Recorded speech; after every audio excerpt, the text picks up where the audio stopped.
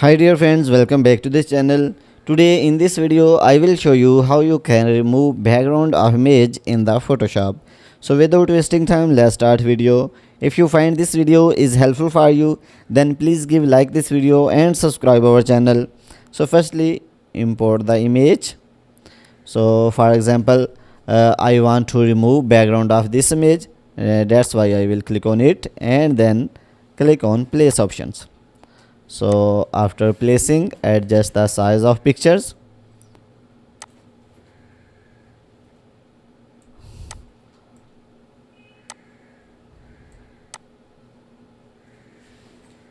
So guys, after adjusting the size, you will see done option. Just click on it and here you will see the options of remove background. So just click on it. So here wait some second